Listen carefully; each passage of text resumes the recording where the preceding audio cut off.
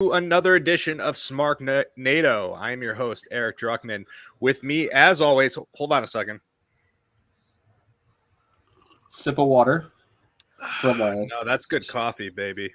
That's good good coffee. coffee in a one-of-a-kind, authentic Smarknado coffee mug. And if one of a any of kind. you, one-of-a-kind, authentic that everyone else can have.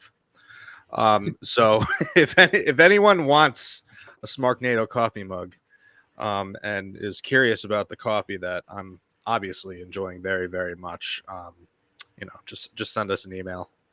But anyway, Dan, sorry about that. Cheap, shameless plug. And of course, you have your coffee mug on the way. Yes. How are you doing?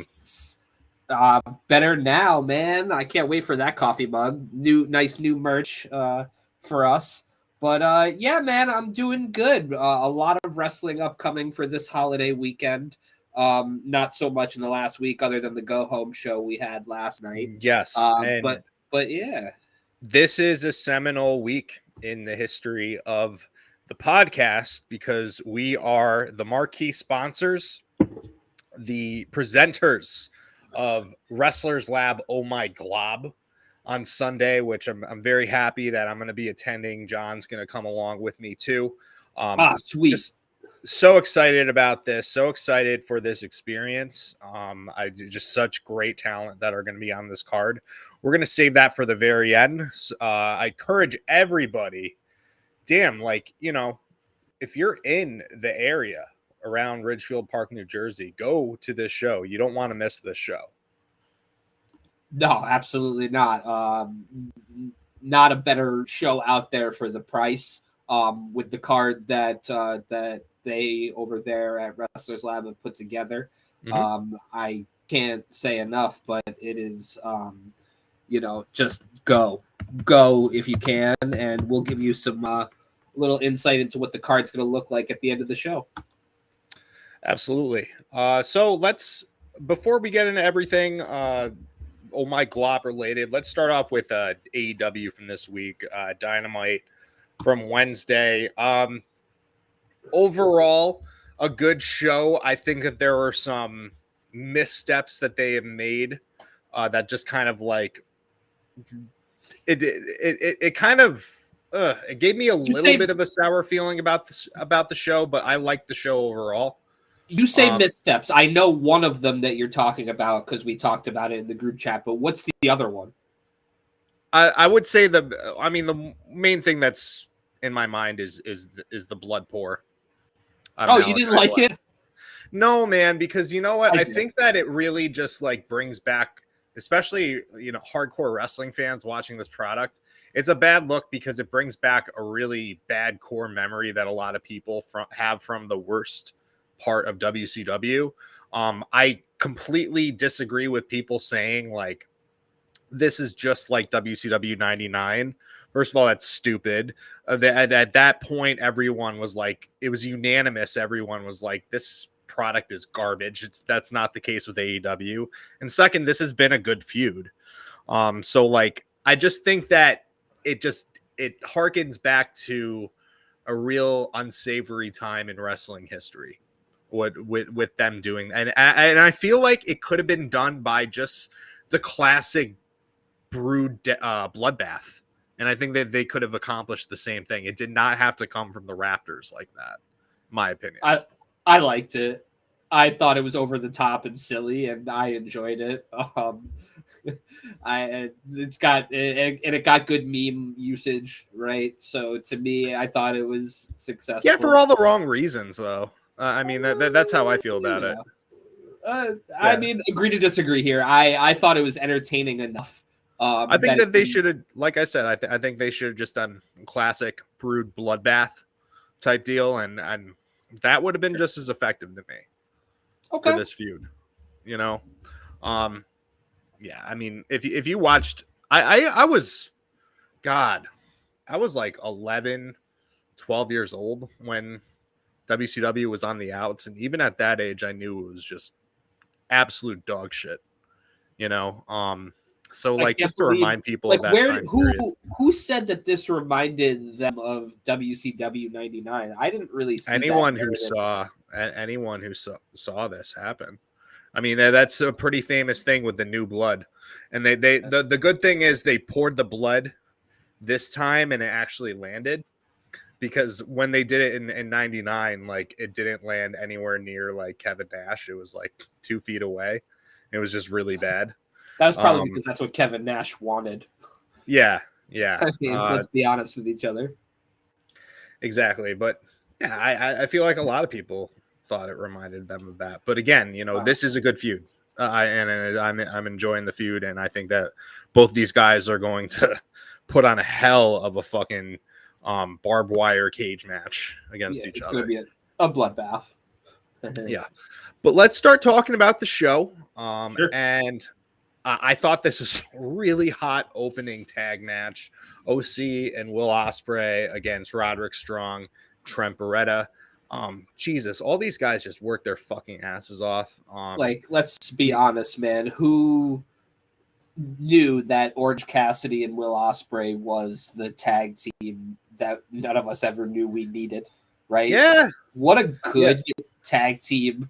And like you said, all strong technicians all the way around. Yeah. This is really these are what I loved about this match is like not a single spot was wasted, and all of these guys just like they in their own individual matches can all be considered like a ring general. And I thought that this was just perfectly well paced. Everyone just hit their spots so well. Everyone was proficient, and it was just really, really well done. And I like just the payoff of this, just in that this makes the Roderick Strong versus Ospreay match a hell of a lot more interesting, with the attack from Wardlow at the end leading to the results. And just that image of Roderick Strong hanging over a bloody Will Ospreay. And I mean, this was very WWE booking, so I think that, depending on whether or not they touch each other come Collision, I think that we're going to see Ospreay win because, going into the pay-per-view, the one that's standing tall never wins, right? Mm-hmm. Typically. And this was a very, like I said, WWE booking in that they took 2 guys from singles matches and tagged them up and did what they did. So I can see them continuing down that path. But again, we'll get into predictions for Double or Nothing as we go on. I feel like it's not going to continue as much as it is somewhere down the line. They'll pick up where they left off. Like I think Ospreay and OC have their own things going on right now. But then again, now that you say it, they both have an association with Don Callis family right now. It's super intriguing to see this like Don Callis OC storyline because nobody saw it coming and nobody knows where it's going. Mm-hmm. It's super good. What was so funny about it too that like I kind of rolled my eyes at? Don Callis was on commentary and he was like, "Yes, Orange Cassidy. He checks all the boxes for the Don Callis family. He's athletic. He's young." And when he said he's young, I was just like, isn't OC like 39? I think, I was going to say he might be in his early 40s, if not 30, if not 39. Right. He might be right around my age, to be completely honest with you. I mean, he's young in terms of like years in notoriety. He looks young too. He's got a boyish look about him. He has a boyish haircut. Yes, a real Wheeler Yuta. Anyway, let's move on with the show. EVP said Darby Allin is banned from the building. What? You're just taking shots at Wheeler Yuta for no reason. He has a look. I've been saying that forever. I've been dying on that hill forever. He needs to get rid of his little boy haircut.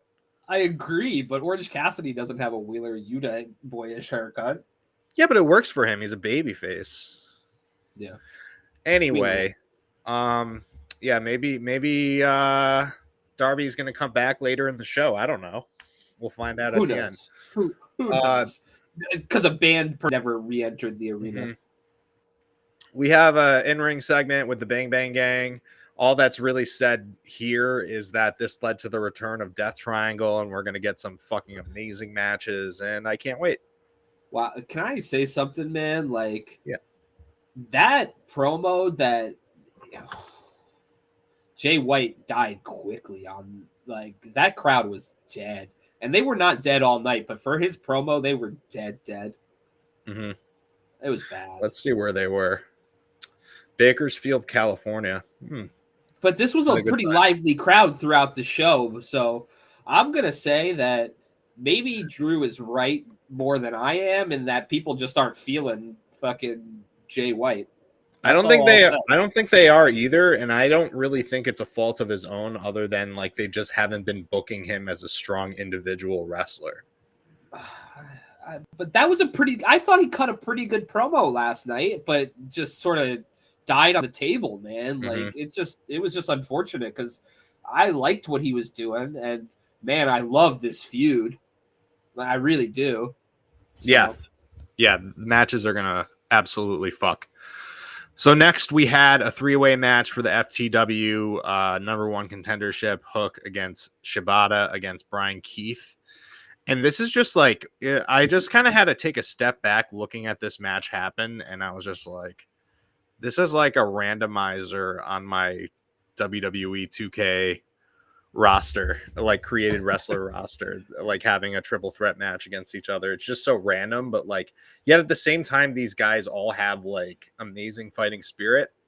So in the end, you know, Brian Keith, he's gonna have his push another day. I mean, this someday. has kind of been Fingers happening crossed. for a little bit. Yeah. Since Yeah. he's been official with the company, he's more or less been like a jobber to the stars. I had to look it up because I didn't believe that he had been losing as much as you guys were saying he had been losing. I was like, nah, that can't be that true. He's 3-19. Yeah. That's not good. Oh man. Maybe it was 3-16, but either way, it was not good. It sucks. I mean, I just maybe they're gonna just like ride him out as kind of like a jobber type for the rest of the year and start him anew next year. Maybe I don't know. I don't want to wait that long. I think that they really need to strike while the iron is hot with Brian Keith and like shit. I think that whenever the time does come, he'll show out. So I'm not worried about it. Yeah. Right? It'll come. So anyway, this ended with a double submission on Brian Keith from both Shibata and Hook, resulted in them both winning the match. I never heard that as like a decision in a wrestling match, like in a triple threat match with two winners. I've never seen that before. So Yeah, I guess that's like my only like dispute of getting to this point is like it didn't have to happen. Like if anything, they didn't really have to involve Brian Keith in this, and it could have just been like a draw between Hook and Shibata, and they're the ones that go on to the triple threat match. Don't you think, Dan?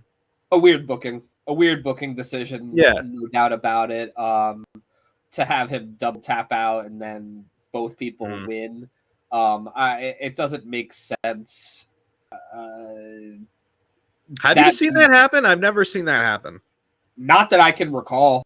Yeah. I can't say that it never has, right? I'm sure. If any of you have seen that happen, send us a message.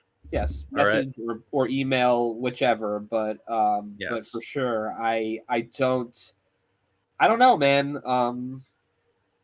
It's weird booking, but it got us to the triple threat match at Double or Nothing. Yeah. And I think that that's going to be a pretty good match too. Mm-hmm. All right, next. Well, before this match, we got what I thought was an amazing video package for Konosuke Takeshita and how he has just been, undefeated in singles competition since the start of the year, since he's joined the Don Callis family. Made him look this like a led star. to a sent. Oh, go ahead. Just made him look like a star, like that he is or should be at the very least. And this essentially led to a squash match against Matt Sydal. I didn't think it was a glorified squash. Sydal got some shit in. By AEW standards, a squash match. Sure. Matt Sydal, I think, I sang his praises last week with Christopher Daniels. I think he's really been stepping up lately. I'd like to see more of him. But Takeshita is, this match is all about Takeshita, and he did everything fantastic. It looks like he's going to be using a forearm to the side of the face as That a is finish such now. a stud Yeah, finish. and it was nasty. It was nasty. The biggest problem that I have going into Double or Nothing is I think a problem that most people have with Takeshita versus Moxley. It's an eliminator match. It's not for the championship. I have a serious problem with an eliminator match happening on a pay-per-view. Maybe Yeah. I mean, what did they do? maybe that was a New Japan call. You might have something there. Might have You been, might have and something that's there. and that kind of is fair if they're like, well, we don't really want you to defend that title on your show, and it's, or you know what I mean, and we're not seeing anything from it, right? But Yeah, I guess, but it's also like that makes it a weird working relationship, in my opinion. weird, but If they're maybe it's gonna just a like, respect thing. yeah, Maybe it's just a respect thing. They said, hey, we would prefer he didn't defend that title. mm-hmm. Just there, do it, and I can understand why they would want to go Regardless, that I route. still disagree. I mean, like, obviously, everyone wishes it was a title match. Sure. And if this, like, say Konosuke Takeshita wins, like, if this leads to more involvement of Takeshita in New Japan, I think that'd be incredible. I would They love to need a see guy that. like him. Yeah, He could yeah, be a top of the absolutely. card guy immediately just because of his AEW presence Mm-hmm. as well, right? I think that of like the Three Musketeers, he's more charismatic than two of the three. Yoda Suji is just kind of like, on man, another level. I don't know if he has more charisma than Yoda Suji does. No, I think Yoda Suji is next guy up type Mm-hmm. charisma. Yeah, for sure. But regardless of the circumstances of the match, it is going to be great to see Takeshita against Moxley. I think they're going to have a really great match with each other. For sure. Young Bucks were backstage, and then they saw Swerve sitting in one of their EVP seats. What up, turds? Loved it. I was gonna get to it. I was wondering if I was gonna get to that before you, but yes, it's a fantastic catchphrase. Yeah, it is. Utilize it forever, my friend. Mm-hmm. All right, so I guess there's obviously there's tension between Swerve and the EVPs, and I kind of like the fact that there's tension between the EVPs and like all the top tier baby faces, because like they're just kind of planting seeds for a bunch of things that are possible down the pipeline, and I think it's smart. It's smart writing. It's wicked smart writing because it sets you up for a plethora of feuds and going forward, and yeah, I mean, and you can do other things with it too, because if you want to, you could turn Hangman heel, right? Mm-hmm.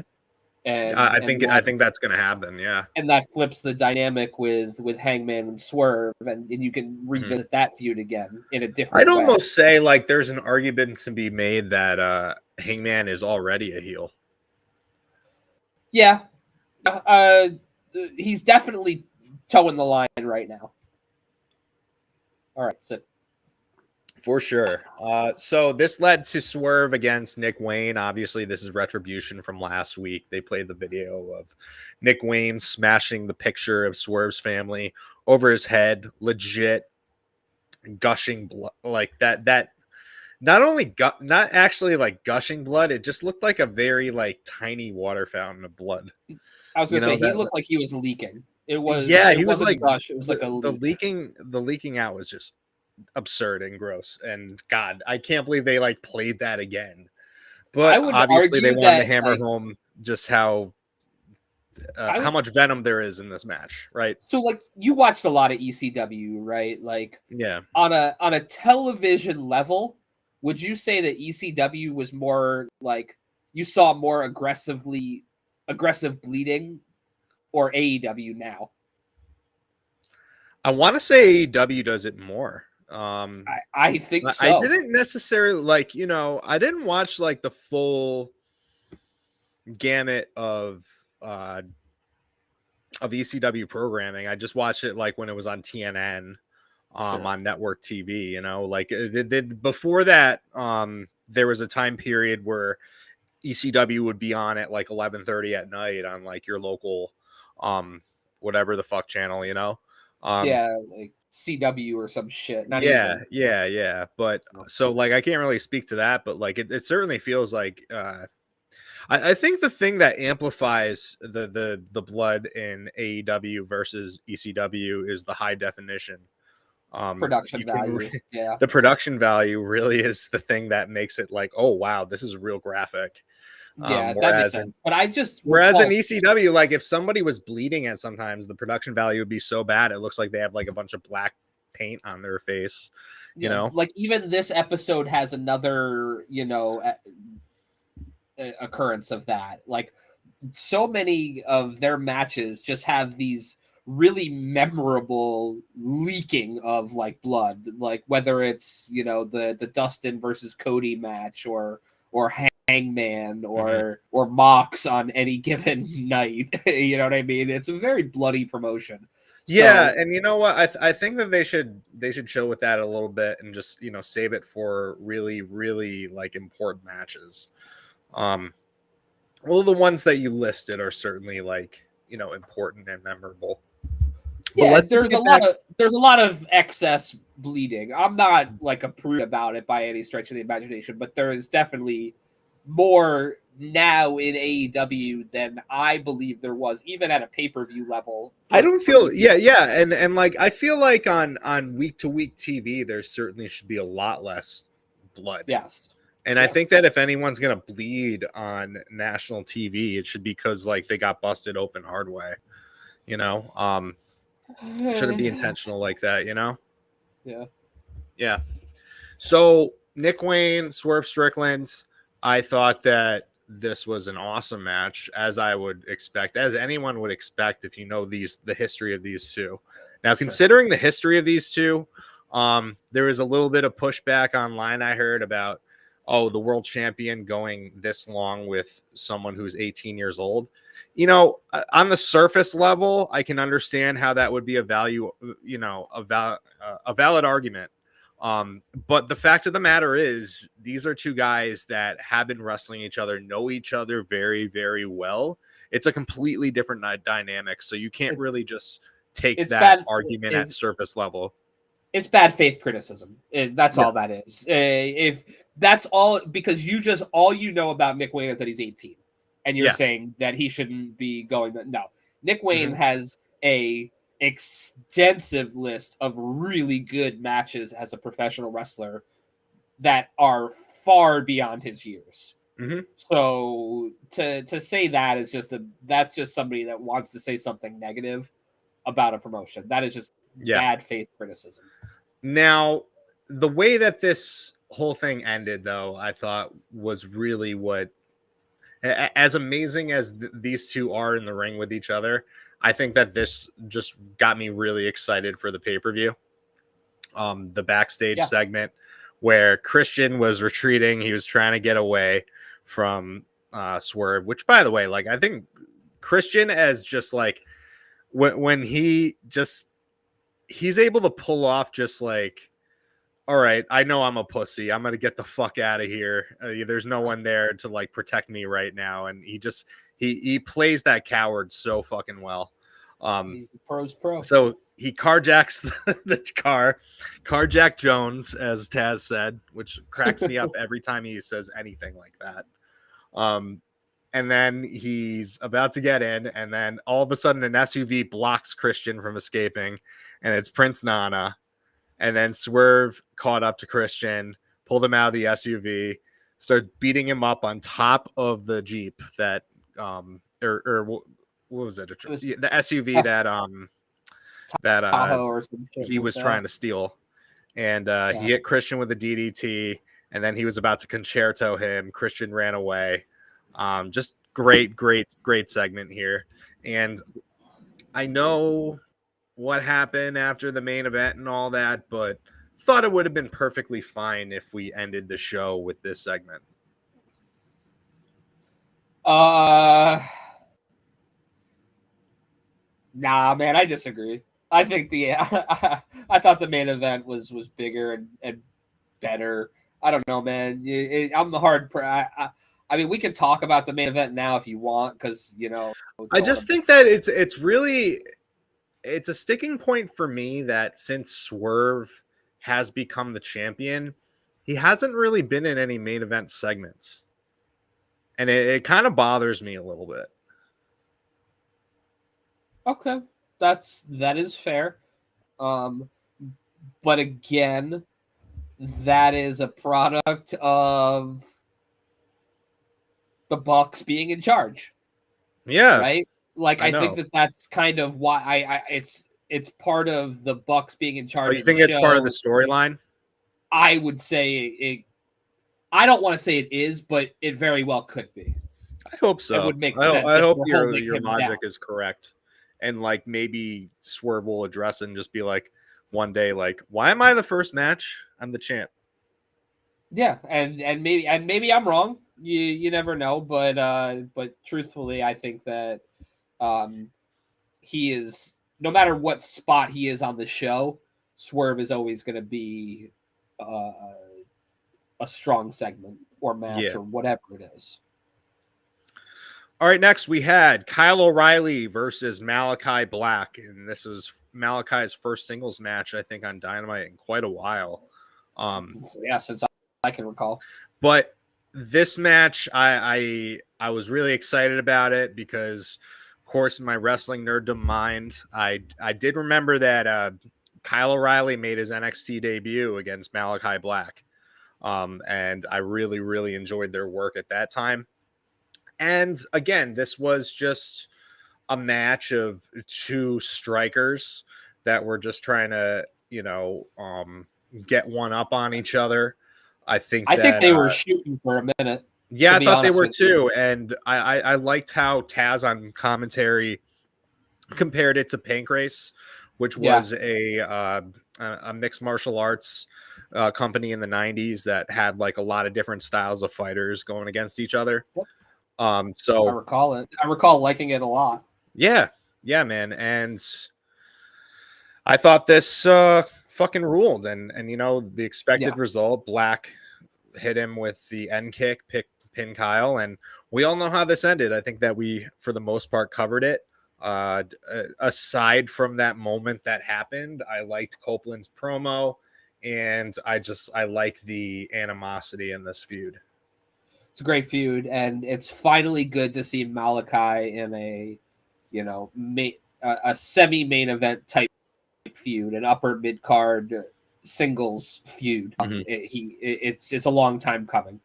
Yeah, since Cody, really, truly. I hope he does win the TNT title. I hope so too. We'll get to our predictions though. We shall. All right, next in the women's spot on the card, as tradition, we have Toni Storm and Mariah May against Saraya and Harley Cameron. This was what it was, It was okay. It was fine. I will say I thought it was better on if we want to just touch on Collision real quick. The segment where Toni stole Serena Deeb's flag and then did the Betty Page taking all her clothes off in front of Serena Deeb's flag and just draping herself in the flag, and that was all she was wearing. But that was great. Obviously that is going to go down in history as a classic for sure. Mm-hmm. But it was a good women's match in my opinion, and I think Harley Cameron has come a long way. I don't think she's way better than I thought she was. Yeah, I will say that. I mean, I don't think she's like up to par of a lot of the other women, but she's surprising. And I think that Mariah May is pretty fucking good too. I think we're slept on as one of the better wrestlers on that roster. Yeah. Completely honestly. All right. So at the end, what is it? Serena Deeb attacked Toni Storm, got the better of her. Yeah, and she was tapping out Toni Storm. I'm usually of the belief whenever somebody gets the better, the person that's getting their ass kicked on the go home show is usually the one that wins. Yeah, and I think that Toni Storm retains. Well, that's what I said about Osprey earlier in the show. I think the same Yeah. thing. That's why I think Osprey is going to be the man to win that one. For sure. So I don't know, man. I think, yeah. 50-50 booking is a thing. Mm-hmm. All right. So we had our very divisive main event. Bryan Danielson against Satnam Singh, just because Bryan Danielson wanted to see if he could put on a good match with him. And I'm not necessarily going to say that this was a good match, but it was a better Satnam Singh match than what we see in a Satnam Singh match. He improved the match quality. I was entertained. Yeah. I was sports entertained, if you will. Yep. And I just think it was, it was stupid for the interference to happen. Why do you say that? I thought Danielson should have fucking tapped him out. Yeah, I don't think it should have been a DQ ending. And then, like, when it was a DQ ending, I felt even more strongly about Swerve ending the show. But again, you're theorizing that might be a storyline in itself, so I'll keep an open mind about that. I'm hoping that it is, because it doesn't make a lot of sense for that to be the case. I would assume that in some way, shape, or form, the EVPs are going to put themselves in the best position since they're quote unquote running the show. So, So this ended with a big attack of Danielson and let's see who else. Yeah, and the Elite are just beating up Danielson, and then of course out for the save is the craziest motherfucker in AEW, Darby Allin, coming out with a flamethrower like he's. I thought he had a machine gun. Yeah, I thought he had that thing on him. Bro, all I could think about was Hank Scorpio from The Simpsons, the episode where they move. Yeah, and he's fighting off all the villains, and he's trying to kill James Bond. And he has the flamethrower. I'm just but I was just, when he pulled up, I screeched, and because I legitimately thought he had a machine gun. Oh my god! No, what did you think it was? I knew it was a flamethrower. Because I had no idea. Because I saw a little bit of it come out when he first took it out. I didn't see the bill. All I caught was the handle. Okay. So I was like, did this dude just pull up with an AK? Because I don't think you can do that at all. Well, glad it wasn't an AK, but again, I thought, yeah, I welcome the ridiculousness of Darby Allin's character traits. He had a flamethrower. Last week he had a big puffy pink furry vest. This man is, and he just got hit by a fucking bus. This man is unkillable. Unkillable. I don't know. I mean, it's just I'm at the point of I don't feel bad for him. Whenever he does anything. Man, he's living the life he wants to live. Who the fuck are we to judge? He probably liked getting hit by a bus. Part of him probably liked it. He probably said that was pretty cool. Yes. Did you see what my shoulder looks like now? He's that weird kid that just is into shit like that, and he just never grew up. Yeah, that's fine, man. I think he's good for wrestling, right? I mean, I don't want him to kill himself. I'm saying that full well. But I don't want him to kill himself either. But if he did something really stupid and did end up dying, I would just be like, well, what do you expect? That's what homie wanted. Right. He knew that he knows the risks. He doesn't care. And he's like I said, who the fuck are we to say? There's no reason for us to be oh, he shouldn't do that. If he wants to fucking kill himself in Sting's last match, that's up to him, man. That's up to him. It's not up to us. We thought we saw him die live. I thought he died. I gasped clutched my pearls. I thought he was a goner. Yeah. All right, Dan. So let's run down the Double or Nothing card that's going to happen on Sunday. Thank God it's on a holiday weekend, right? Yeah. All right. First of all, fresh off the press, we got the Bing Bang Gang defending their trios championships against Death Triangle. Man, you know, I'm going to go new champs here. Death Triangle. What do you say, Dan? You too? Yeah, I think it's I just think that they would like reinvigorate this division a bit more. I think it would be they are a heart and soul of that division in a way. With their best of 7 against the Elite. So to me, I think that putting the titles on them does reinvigoration, and it allows Jay White to go in a different direction, hopefully doing something more pertinent as a single star. Hope so. Fingers crossed. FTW Championship, Learning Tree Jericho against Hook and Shibata. I think Jericho retains, and it's. I got Jericho retaining here too. Big gets involved in some shape, form, or fashion. Grudge match, baby. OC against Trent Beretta. Shit. Tough one. I am gonna go. You know what I'm gonna say, and I think you're gonna criticize me for it. Probably. Trent beats OC with help from Don Callis. God, that's such an obvious one too. But I don't think that this goes to 3 matches. I think Orange Cassidy wins somehow.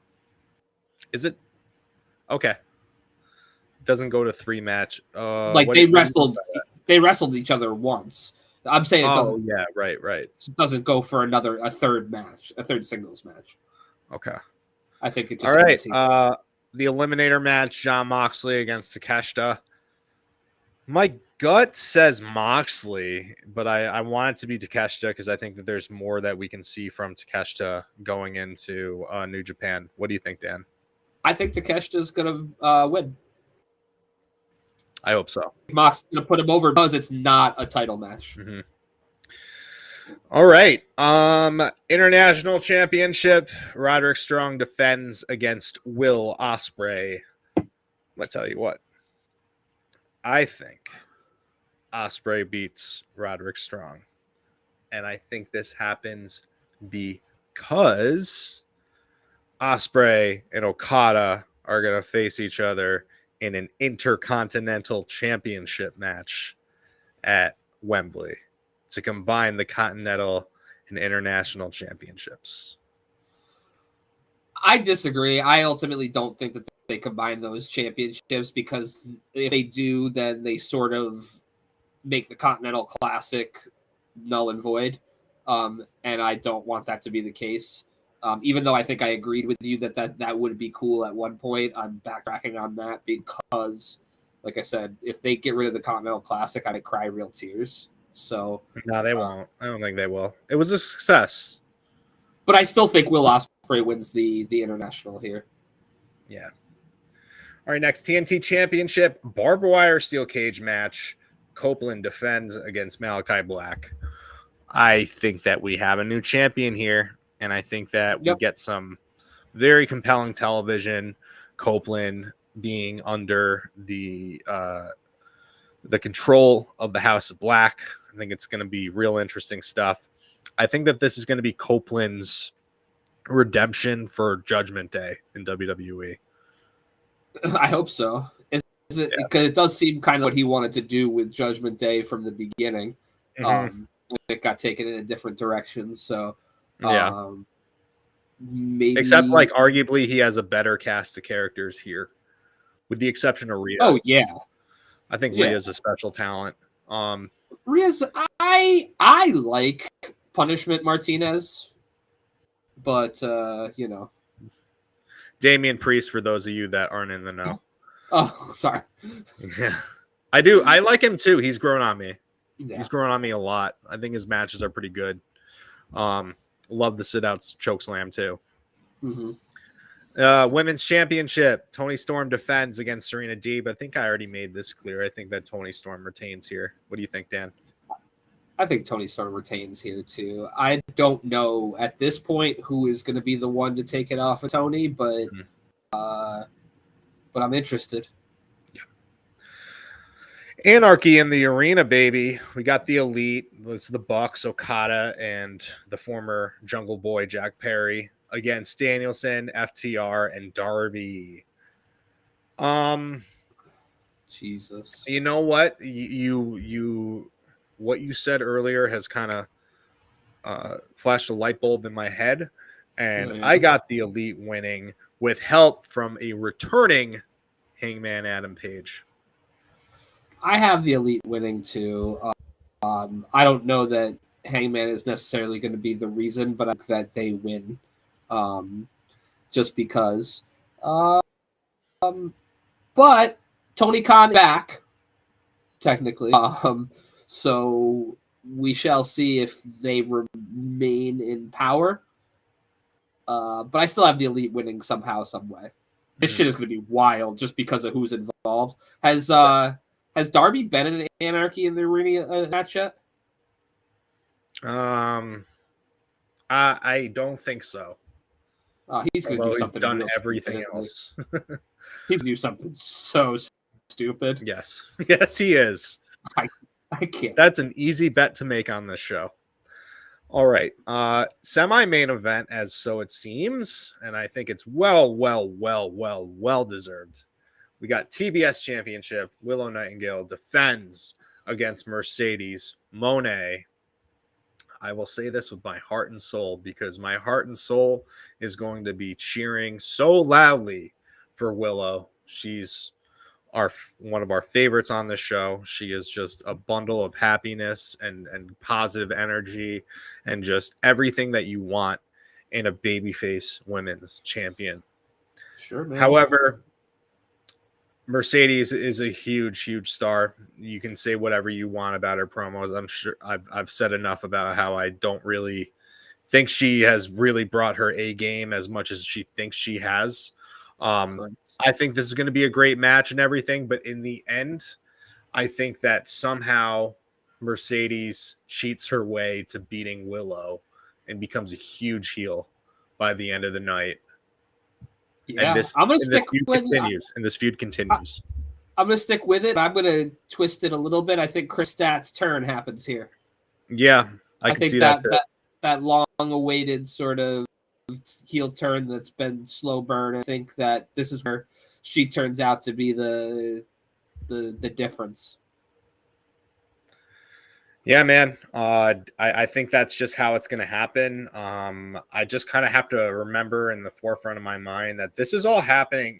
I think that if for all my vitriol towards Mercedes as it's been in the last couple of weeks, it's more from a fan perspective, and I do think that she is coming from a place in this feud of like really wanting to make Willow.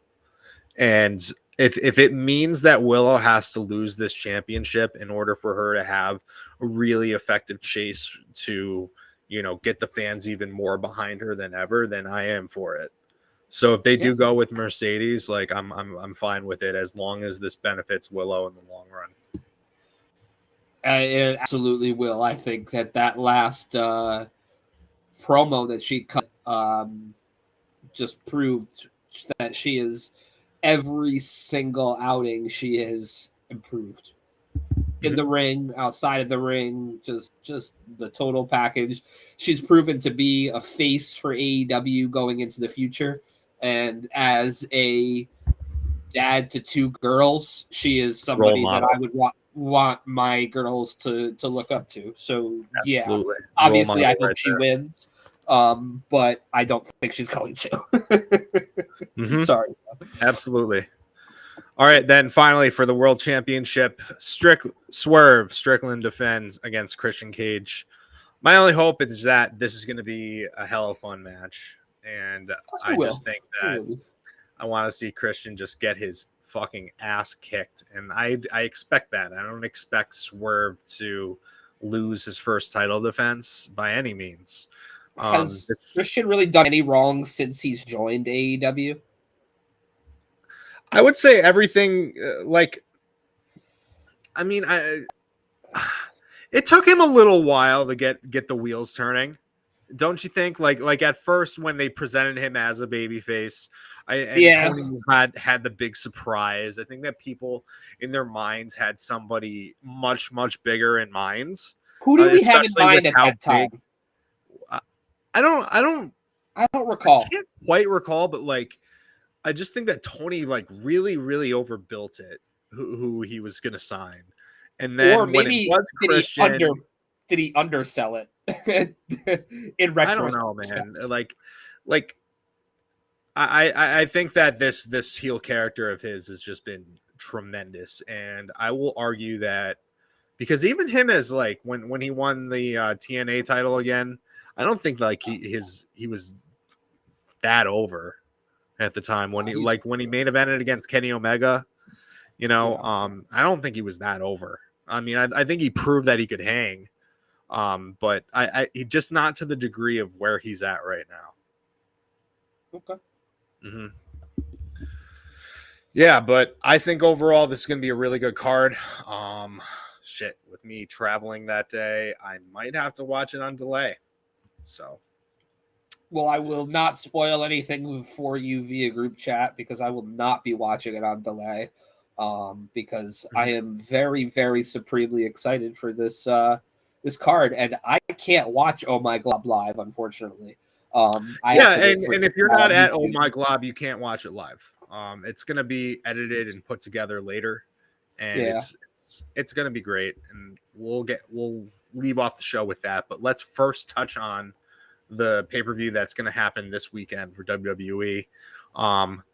Going to one of our not so favorite locations, but in the end, this is a King of the Ring and Queen of the Ring tournament. I think that like the Queen of the Ring tournament has been really good. I think it's great that they're actually doing one now, and I'm glad that like these concepts are back overall because as everyone knows in the Vince McMahon era, he wasn't really a big fan of tournaments. He phased out the King of the Ring, so now we have King and Queen of the Ring every year, and I think it's going to be a really good tradition. But let's run down this card real quick. First of all, we're gonna have, and some of these I guess we'll predict who's gonna win for SmackDown. Sure. Mm-hmm. So Gunther is gonna defend, is gonna be in the King of the Ring final against the winner of Tama Tonga versus Randy Orton. Dan, who do you have facing Gunther, and who do you have winning? Randy and Gunther.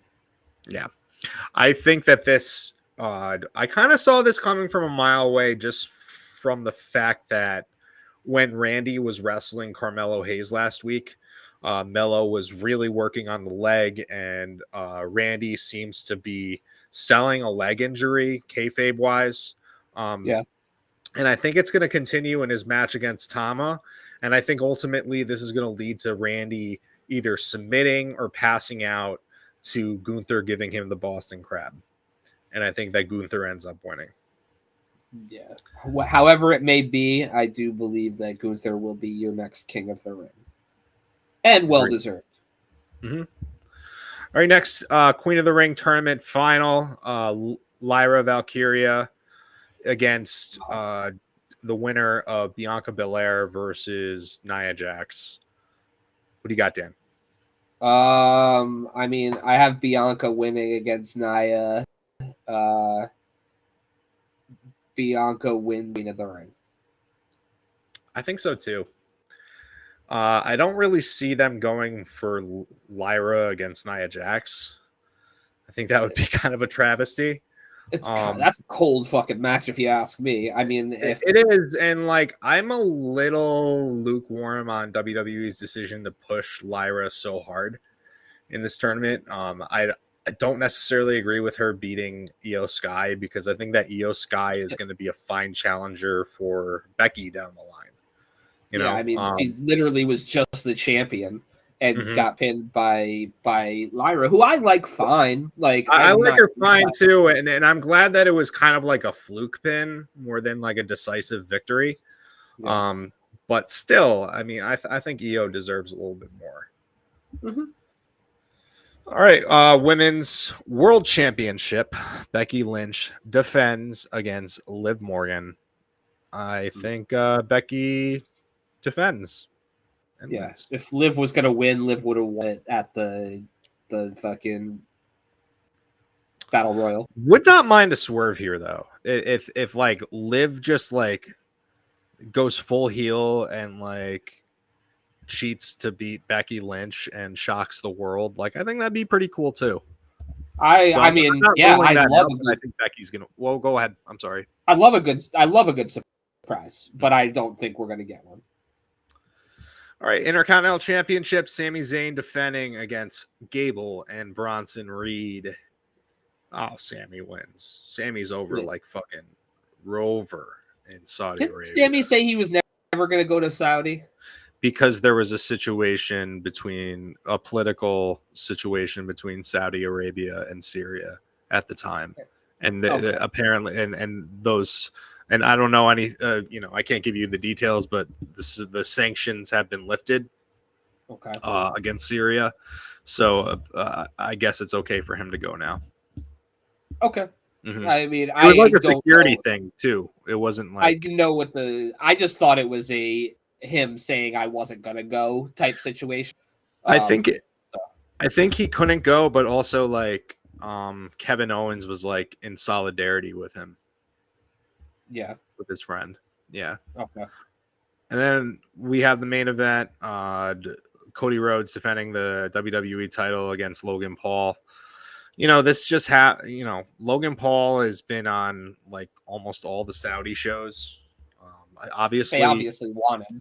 Yeah, obviously, like he has a reach to Saudi Arabia. I don't think it's a coincidence that he was on the main event against Roman Reigns a couple of years ago in Saudi Arabia.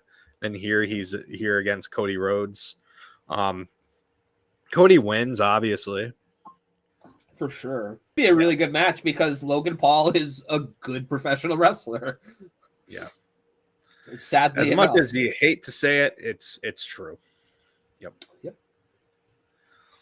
Oh my glob, Dan. It's a big weekend. We got Oh My Glob presented by Wrestlers Lab and Smarknado. We got a hell of a card along the way. Anyone's in Ridgefield Park, New Jersey, it is Sunday at 3 p.m. Guys, you don't want to miss this. So let's run down this card real quick. Let's start it off with we got a match called The Final Act. I believe that this is Trevor has to win in order to get another Wrestlers Lab championship match. We got Trevor Ion against Derek Dillinger. I like Derek Dillinger a lot. He is a Cleveland guy. He has made more of a national presence recently. He's an athletic big guy. Good stuff from him. I think that he is here though to put over Trevor. Yeah, I think Trevor's going to break his foot off in Derek Dillinger's ass, to be completely honest with you. Yeah, for sure. All right, our good friend, Handsome Max Zero, in a Fans Bring the Weapons match against Big Game Leroy. Shit, bro. You know what? I'm going to go with our friend Max Zero here because I feel like he is in the head of Big Game Leroy. And I'm gonna go with Handsome as well, because honestly, he convinced me. He was on the show. He convinced me what he was going to do, and I think he's going to succeed in that regard. You have your weapon prepared for the show.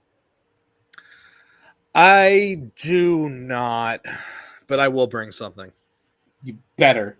You have to represent us. Mm-hmm. For sure. And then next we have a hell of a featured match here. Mixed tag match. We have Bird Law, the team of Veda Scott, Speedball Mike Bailey, against the Savage Gnomes, the team of Bronson from the Iron Savages and his little homie, the Gnomie, Gabby Forza. think that man, I can't go. I'm sorry. I think Bird Law wins. I gotta say it. Bird Law. Just because it's probably the best tag team name in all of professional wrestling. Yeah. All right, I'm not gonna sound very cool. What is the reference, Dan? It's from It's Always Sunny in Philadelphia. Okay. I think. I mean, that's what I'm taking from, unless it's something else from them. But you'd have to ask them for sure. But yes, I can see that being the case. It's Always Sunny. All right, another featured match. Two absolutely dope women going at it from the East Coast. We got Janai Kai. From the West Coast, we got the debuting Delilah Doom. This match is going to absolutely fuck. Hey. I am going to go with the Kick Demon because she has just been on such a phenomenal roll. I completely agree with you, although I'm a big fan of both of them. I am, again, just going down this card, just very jealous that you get to be there live in person. I swear the next one we sponsor, I will do everything I can to make it up. Memorial Day weekend, not the easiest time for me to get out. No, not the easiest time for anyone to travel. Yeah. Let's be real. And the way that planes have been lately, sheesh. All right. I just flew in and my arm's tired. Sheesh. All right. So we have the element of surprise scramble, 6-person match here. First of all, we have our good friend A-Game Joseph Alexander. We got Edith Surreal. We have Mr. Grimm. We have Darius Carter, Cosmic, and Maid Kira, the alter ego of Akira. So, you know how much I want to say? All right, here's the thing. I'm going to be rude my ass off for A-Game. But what I think is going to happen is Darius Carter weasels his way into winning this match. He has that kind of ability to do so. So I'm going to agree with you here. Darius Carter sneaks out a win. Although I'm rooting for Maid Kira just because. Why not? Okay. What is the appeal with Maid Kira? Like, what is it's just kind of like an anime character? I guess, man. I just know it's Akira dressed up like that. And very funny to me. So, so I wonder if Maid Kira is particularly violent. I mean, I'm gonna go ahead and say yes, but you're gonna find out. I am gonna find out, right? I'm excited, especially when I'm not too familiar with like an actor or talent. Sure. Collaborative championship. Oh wow, we got the outfielders defending against the Batiri. That's Kodama and who the fuck is the other guy's name? Well, anyway, these guys were from Chikara from back in the day. They fucking rule. They're in better shape than they've been in so fucking long, too. So, damn, bro. You know what? I love the outfielders. I'm going to go with the Batiri. Nah, I'm going outfielders all the way, man. I like them too much. I do too, but I mean, I think that the Batiri are they're back and they're back with a vengeance. Okay. All right, finally, Wrestlers Lab Championship. Eel O'Neill defending against standout wrestler from the Southeast, Darian Bankston. Now, I want to hear what Dan says first. Dan, go ahead. Oh, I got Eel. Eel, he the man knows how to win. Like, love it or hate it, the man knows how to win, and I think he's gonna win. Yeah, I mean, I know Bankston's a standout down in the Southeast, but Eel is that dude up in the Northeast. So yeah. Well, Dan, this is what I think is gonna happen. I think that as much as Eel is going to try to weasel his way to victory here, I think Darian Bankston gets the better of him. And I think Darian Bankston becomes the new Wrestlers Lab Championship until there is a cash in from Mr. Darius Carter.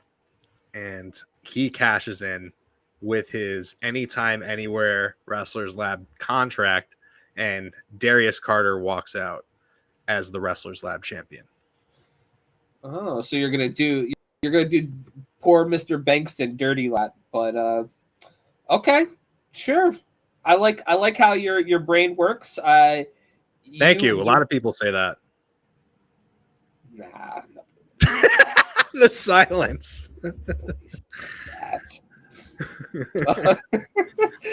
I think we've said our piece. I think we've said our piece. But no, I'm very excited for you and John. I want constant updates as the show goes on. But I'm looking forward to seeing it once it hits YouTube. Yes, absolutely. Again, guys, Oh My Glob this Sunday, 3 p.m., Ridgefield Park, Mecca. It's going to be a great fucking show. As always, guys, follow us on Instagram at Smarknado, Twitter at Smarknado1. Leave us a 5-star review on Apple Podcasts and check out our What a Maneuver store. And if you want any of these sweet ass coffee mugs, holla at your boy. Maybe we can find a way to get those live for you. But yeah, definitely purchase some stuff. You can check it all out up here on the QR code, and stay fresh, cheese bags. Keep watching wrestling.